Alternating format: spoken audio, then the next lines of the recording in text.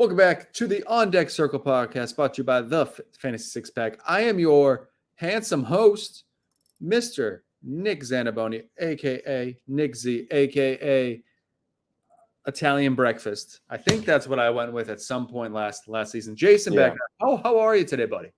Good, man. We need to come up with another. Keep those nicknames flowing. Maybe like Southie Nick or something like that. Or Southie Nick isn't awful, but that's probably gonna get me in trouble with somebody in like the actual Southie Nick, if there is. Oh, there probably is already a Southie Nick out there. There probably is, and he probably has ties to Whitey Bulger, but that's neither here nor there.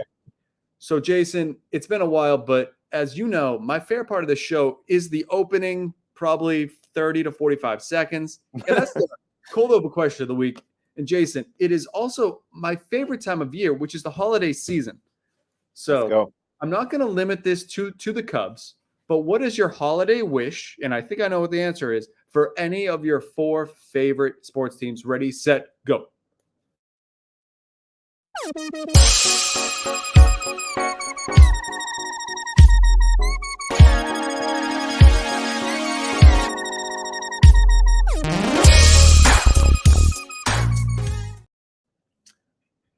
Jason, I'm sorry. I'm going to change the question. It can't be a championship because that's no. Yeah. I wasn't going to do that.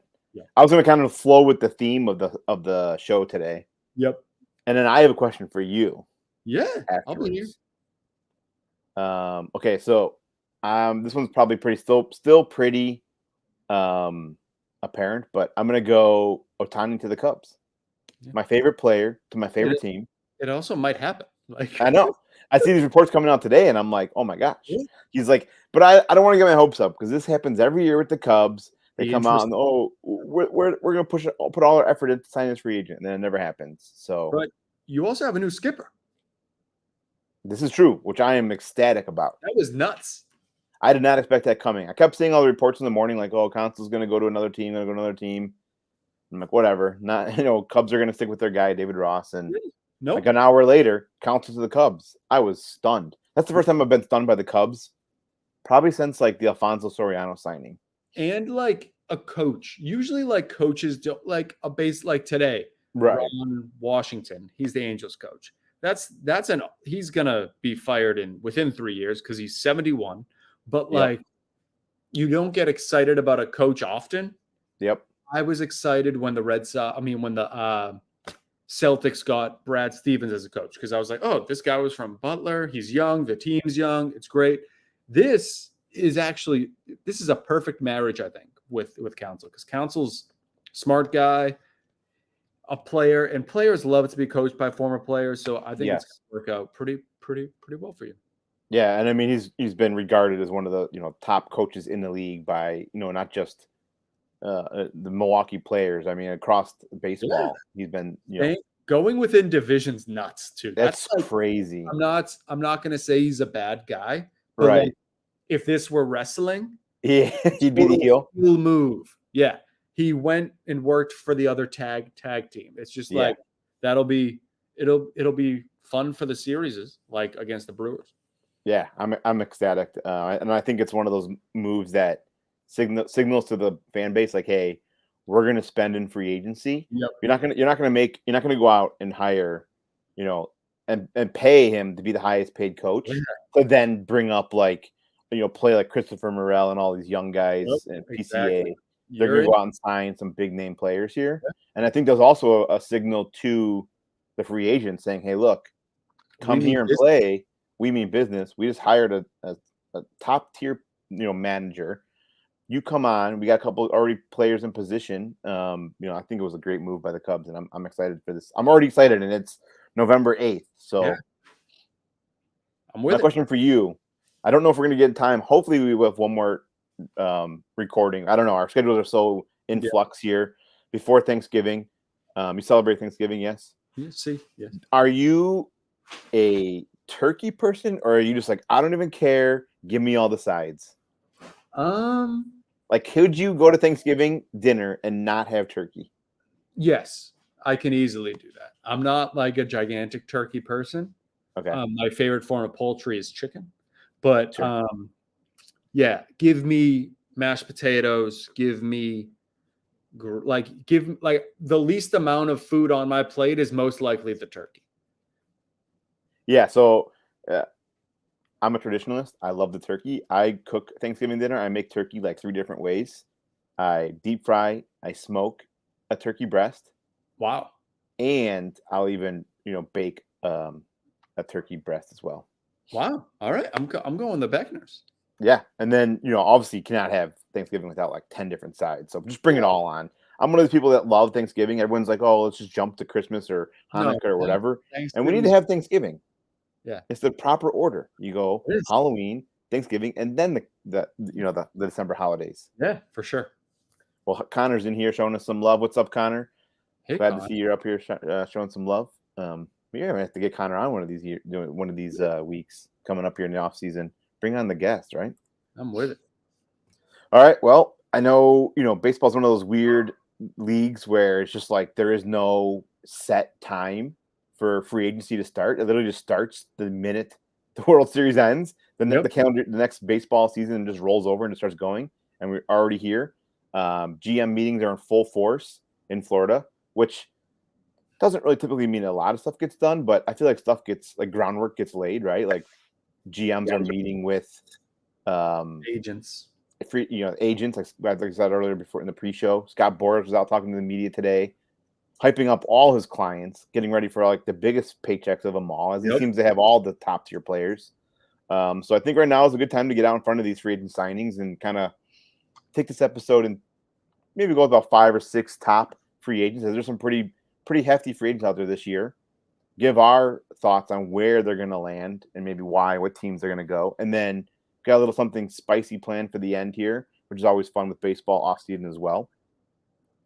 But before you do that, right now we are in full swing here, obviously, fantasy football season. One of the best things you can do right now is become a Fantasy Six-Pack premium member. You're going to get access to award-winning rankings. I believe Joe Bond is still I think I saw today, top 6 ranking proficiency in the league right now. I think we're on week through 9 weeks. We just had another one of our writers, Dennis, become number 1 for week 9 for rankings. You only can get access to those rankings by becoming a member today. You can also get access to our Discord, which has tons of like one-on-one. You can get help with all of our analysts for both baseball and obviously football right now. That's a great deal. I think it's like, go head on over to fansixpack.net for all the, the official details and the pricing and all that stuff. You won't regret it. I've had a lot of advantages by being a premium member. So with that business taken care of, let's jump over. Let's just go right out the gate. Let's just get number 1 going. What the people are here for, Shohei Ohtani. Do you want to roll out your prediction first? First, tell me which team and somewhat of a ballpark of what do you think he goes for? I'll go first with this one. And this is chalk. I understand that, but it's the Dodgers. One, he doesn't really have to move. Yep. So that was like a big reasoning for me. Yep. What's so funny is it's a significantly bigger market, yet it's within the same market. I couldn't even fathom how much money, because it's kind of unprecedented like territory here, because we have a guy who can pitch at an elite level. He hits at an elite level, but this season he can't pitch. So I don't know how they prorate that in a contract, if they do, or if they just say, you know what, we're going to pay you as if you were going to pitch this season. He's a $500 million player. Oh, yeah. Like, legitimately. And I don't know if he's going to get it, but I know that the Dodgers have the means to do it. So I think that's kind of my only reasoning here. And fantasy impact wise, Ohtani's Ohtani. It doesn't really matter what lineup he's in, as we saw how elite he was in that Angels lineup. Yeah. I understand Trout's there, but still, like, it doesn't matter who's around him. He is a generational talent. And I think that the Dodgers are probably going to wind up with him, and it's going to suck. And then just the Diamondbacks will never make the playoffs again. Well, we didn't even talk about the playoffs. We have to hit that at the end. But yeah, I actually am going to go ahead and agree with you on this one. I think the Dodgers are the team that he ends up going with, like you said, for many reasons. It's a pretty good fit. They have a huge need for him. And I look today, they're actually below league average in payroll. Believe it or not, the Dodgers have done their due diligence to shed a lot of that salary. They were, over 200 million just like 2 years ago. They already declined the offer on JD Martinez, which was like $21 million or something. I look today, they're at like just under 100 million right now currently, which means they have a ton of room to add Shohei Ohtani. It's almost a foregone conclusion. I think he goes with the Dodgers. I think one of the reasons that too is he doesn't have to move, right? He stays where he's at. I don't see, reports coming out now, especially here locally. The Cubs are going to be, the favorites to sign him. Or not maybe the favorites, but they're going to do a strong push for him. I just don't see that happening with this. The Cubs have a lot of holes. Don't get me wrong, Ohtani fills at least 1 and maybe 1.5 for right now. But the amount of money that they can spend elsewhere to help fill out of these holes, I think is too big. And I think ultimately he gets over 500 million. And I think that's going to ultimately push the Cubs out, because surprisingly, the Cubs still right now have a pretty hefty payroll before making any of these moves. So I don't foresee Ohtani in the Cubs. I agreed also. I think him getting hurt late last year, pitching wise, was brutal. That is probably going to cost him anywhere from like $15 to $20 million. That's nuts. It's just crazy to think about. And I'm definitely strapping in and paying close attention to this on what he gets, because top tier level free agent pitcher, 25 mil. Top tier free agency hitter, 25 mil a year. Yep. Combined, 50 mil a year. Yeah. So he's worth 50 mil a year. He really the only is. Problem is, yeah, he really is. It's gonna be crazy if he gets that much. Some team is going to give him that much, and that could be the Dodgers. Like 45, and that'll still, and like what's crazy is that still like value. Yeah, I know. It's crazy because he helps you with basically these two players, right? So like you're going to pay that kind of free agent, on the free agent open market for two top tier players, basically elite, if not the best at their position, 25 mil a year. You're getting 2 and 1. He's going to get at least 45 mil a year, even without pitching next year. Nuts. And also, if you look at his age, if he does go 10 to 12 years, you're signing this guy for life. That's like an Albert Pujols type contract. Yeah. From the Angels. You're going to be paying this guy till he's 40, 41. And I ultimately don't think he'll be a pitcher even if he does pitch again, if he may not even come back and pitch at all. You know what I mean? That's another thing too, is like this is his second Tommy John. So he could ultimately come back and be like, look, I'm just a DH now. I'm just gonna hit or play the outfield or do whatever. So our team's willing to take that gamble on paying him that 45 mil a year if he ultimately decides that when he comes back in 2025, I don't want to pitch anymore. The velocity's down. There's not that top tier pitcher. It'll be definitely interesting to see what's going to happen with him. The injuries throws a huge wrench into things. Yeah, that would have been nuts. I know. I really want to know what it would have been. I know. But yeah, confirmed. We both agree. Dodgers for Shohei Ohtani. Let's go to the next guy here. I know a lot of it was here. We're going to go with some more pitchers here. It's a lot of the pitcher heavy, but that's what the market is. Very pitcher heavy this offseason. Yeah, exactly. And a lot of teams need pitching, so it's kind of good to see. So the next guy we're going to talk about here is Blake Snell, starting pitcher, who actually just had another great year. Probably going to win the Cy Young. Yeah, there's a good chance he wins the Cy Young. He's already, won the Cy Young with Tampa. So, there's a good chance he is the second Cy Young. Most people, it's kind of weird how like that kind of happens, right? In baseball contract years, all of a sudden the guy just comes out of nowhere and performs well. But yeah, I'm curious on this one because I can go first if you want on my prediction. I can't tell you that these guys right now. I can't really tell you the total value of their contract, but I can give you I feel like the range of like per year, maybe the AAV.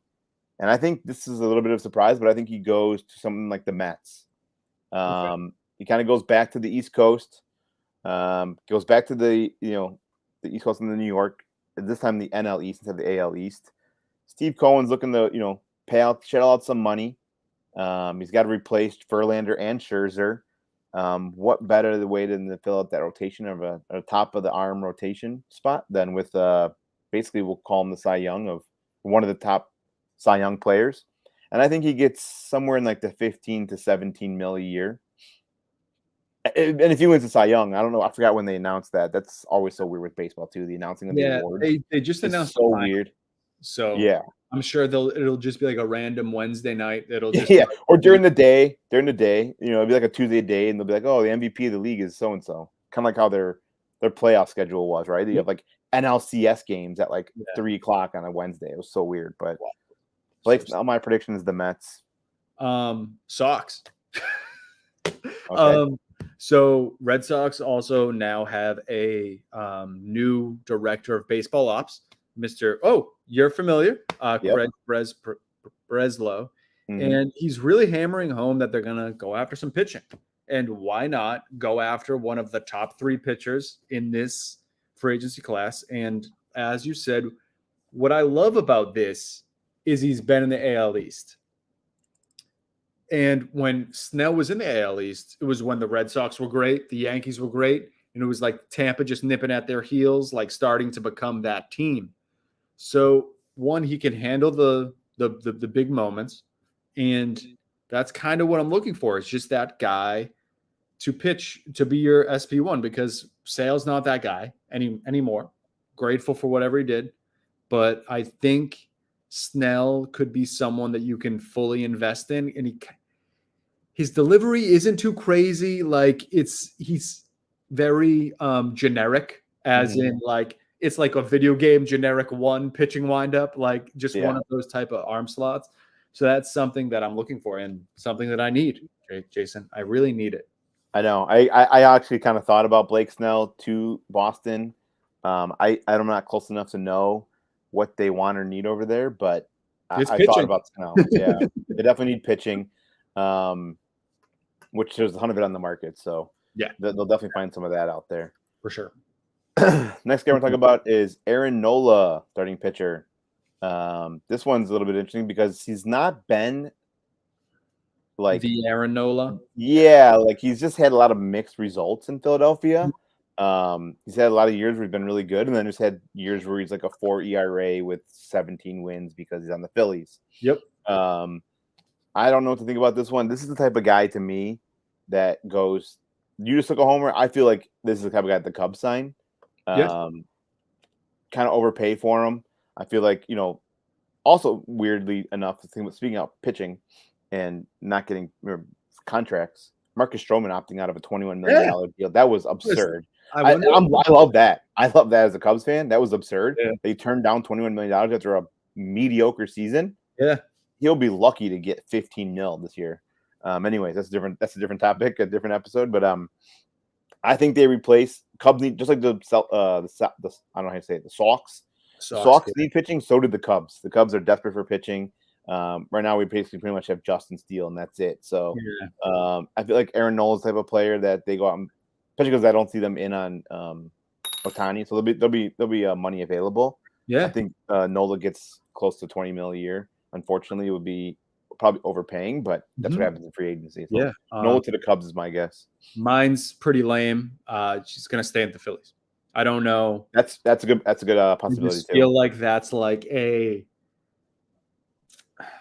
devil, and I feel like that Phillies team really enjoyed each other. I understand it's a business, but I think he might take less just because he knows he's like, would you rather not a contender take 20 million for, let's just say, the Marlins? Just some like random team. Yeah. Or just take 15, you stay in Philly, great baseball town. Like I just think he stays. And Nola's sneaky young. Like he might be 29. Like he might be under 30. Yeah. That's a good point. I didn't even think about him staying in Philadelphia, and that team was literally 30. I mean, they were honestly kind of.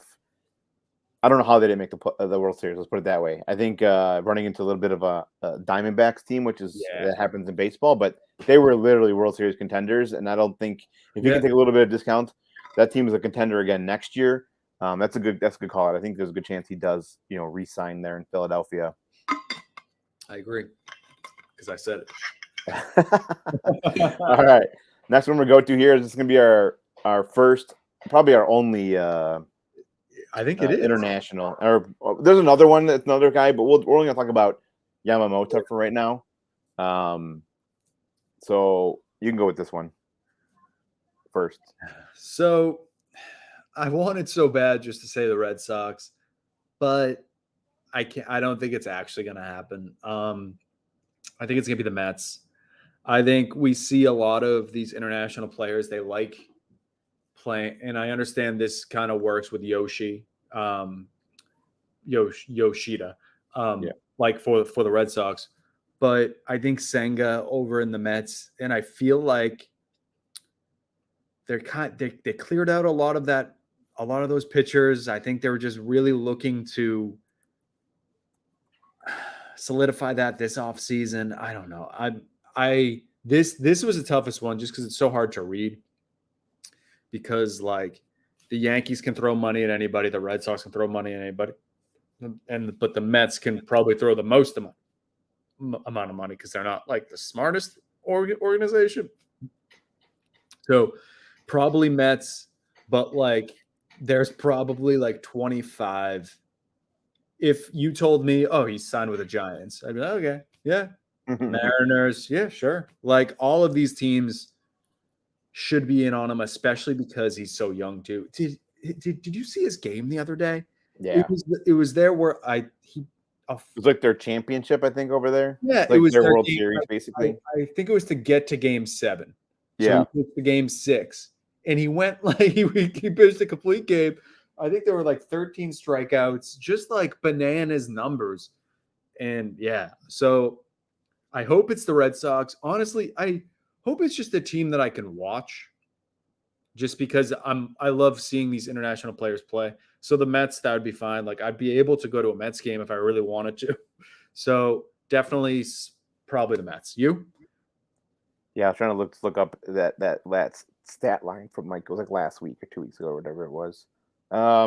Similar opinion, but I think it's actually the Yankees.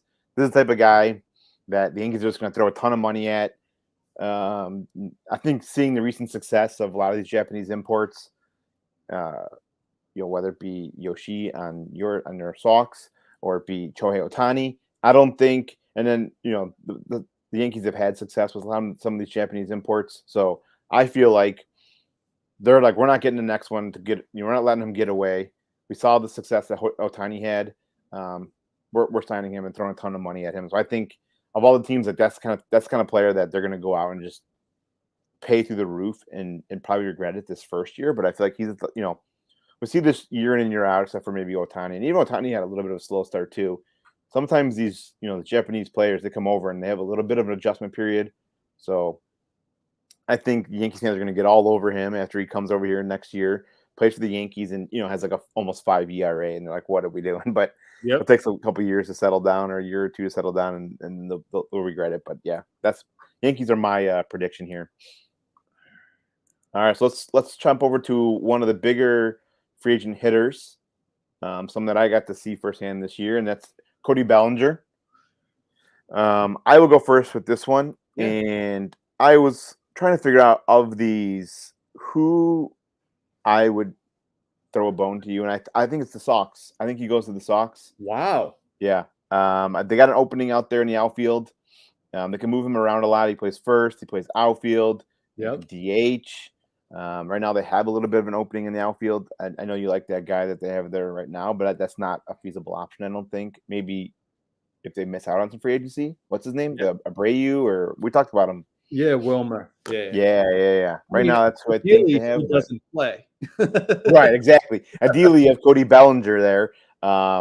Left-handed hitter, great for Boston. Do huge damage in that park. Yep. So I think Bellinger to the Red Sox is my prediction.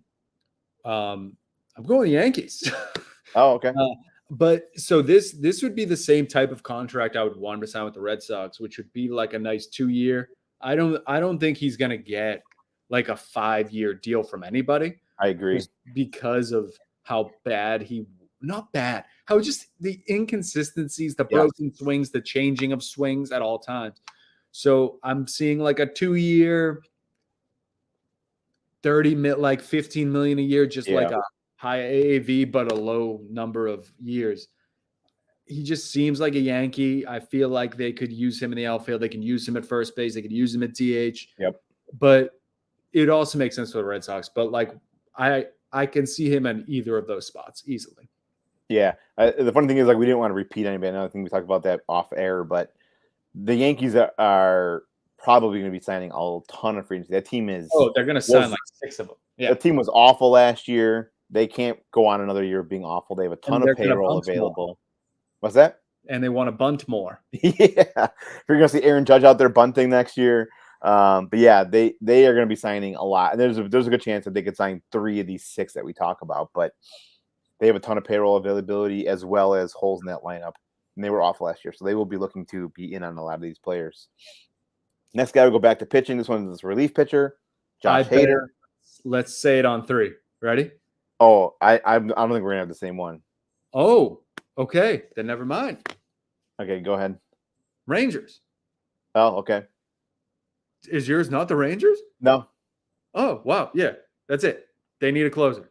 They need a closer. They do need a closer bad. And I thought this was like throw a little series. So like yeah.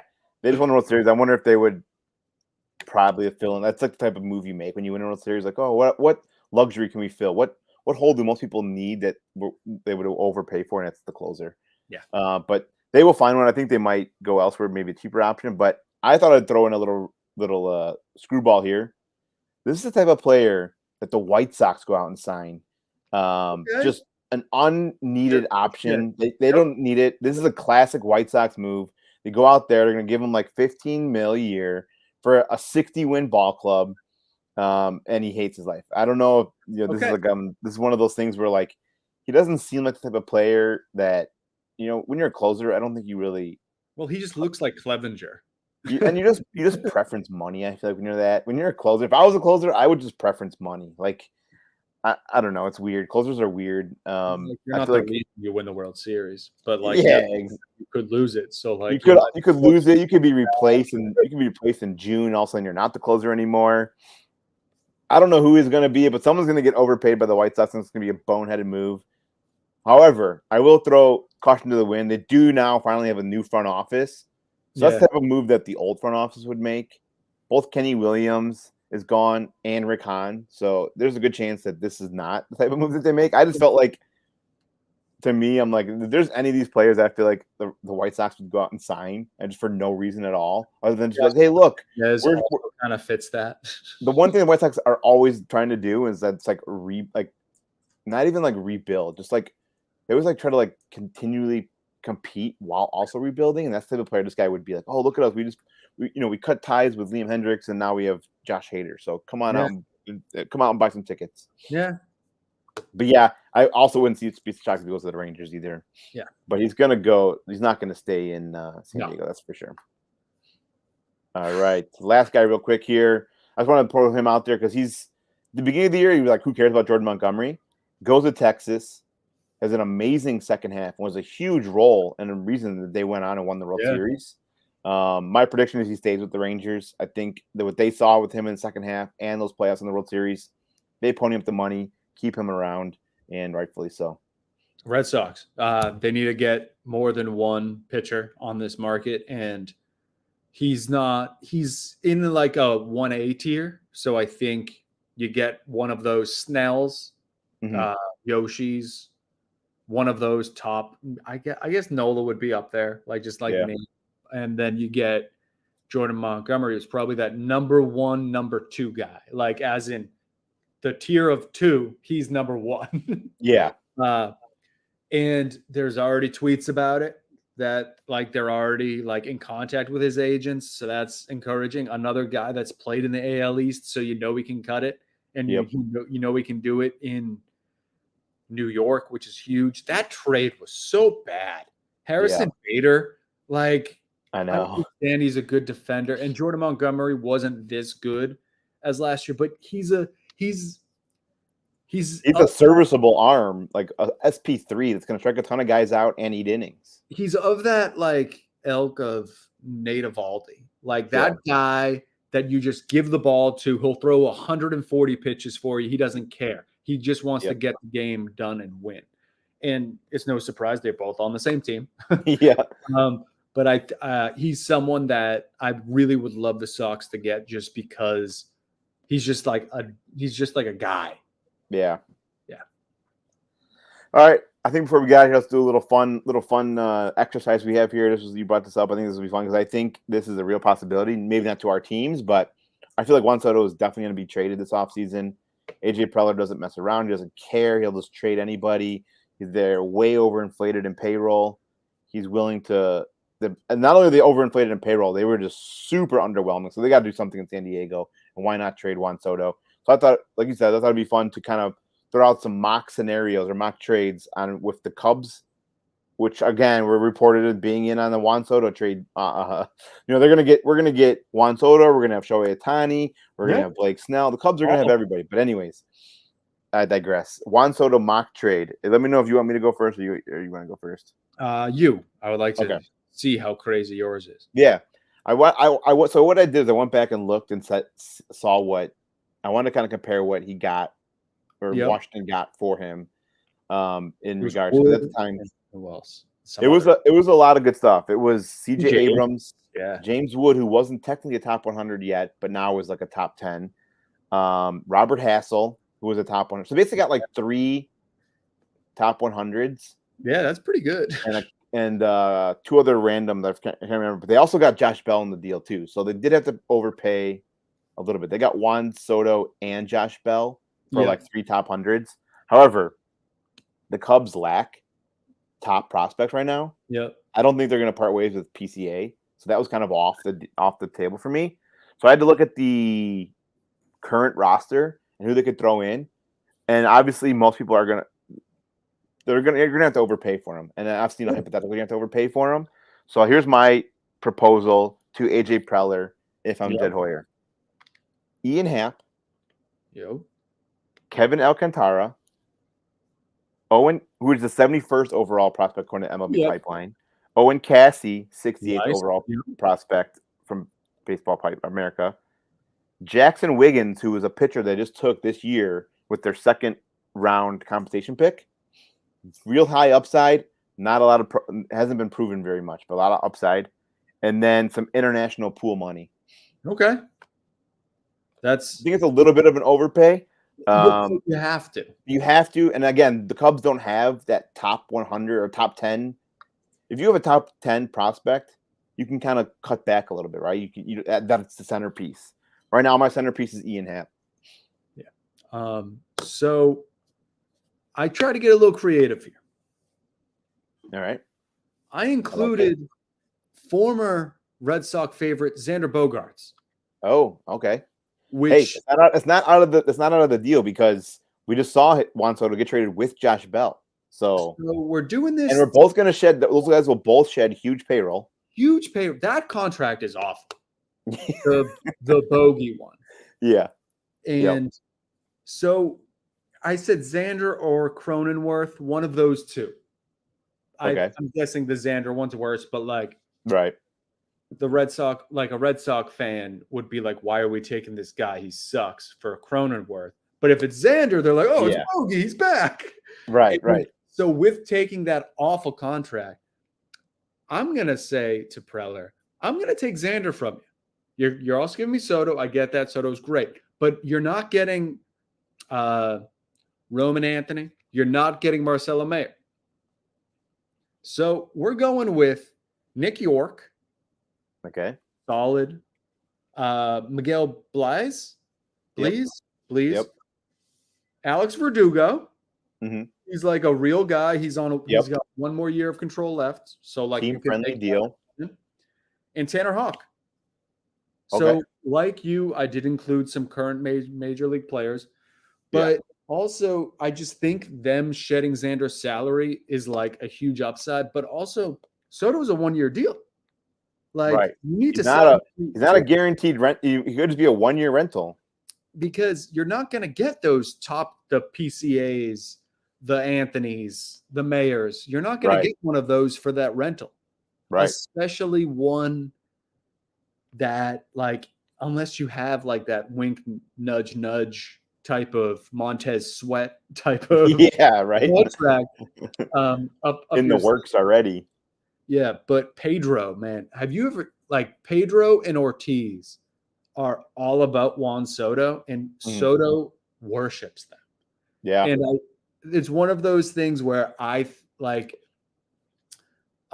say this whenever someone gets traded, like when Nomar got traded, and I was like, well, he's just gonna come back because he loves being in Boston so much. Yeah, he'll come back after he's a free agent from the Cubs. It'll all be fine.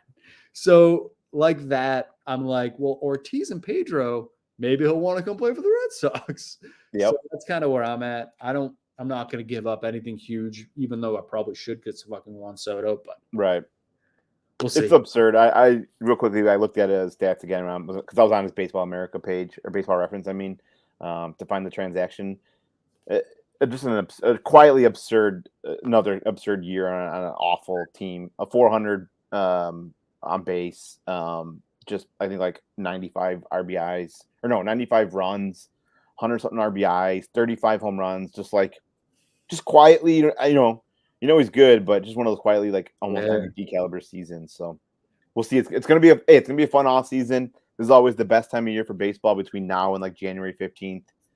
Super fun, tons of movement. Unlike most other leagues, tons of trades are about to happen. Tons of free agent signings are about to happen. It's just the best time, almost the best time. The only best time of the year besides this is like that first week of baseball or something, when the first month of baseball when it starts back up again. All right, Nick. Well, it's good seeing you again. We'll figure out a schedule. We'll be around again next couple of weeks or so. We'll figure something out. Hopefully what also sucks about baseball off season is this is the only sport that people don't get signed as soon as hits. That's what I'm saying. Like it just is random. All of a sudden it's like you'll get a guy signed now and then a guy signed like January 10th. You just don't know. Like Nola could sign in like March. Yeah. And it's like, it's gonna be weird because like Ohtani's gonna set the market. So no one's gonna sign until Ohtani signs. Yep. So it's always like really aggravating because Ohtani may not sign until Christmas. So who knows? But we'll be here in a couple of weeks for some breaking down all the news and all the moves and stuff like that. So yes, sir. Talk later, Nick.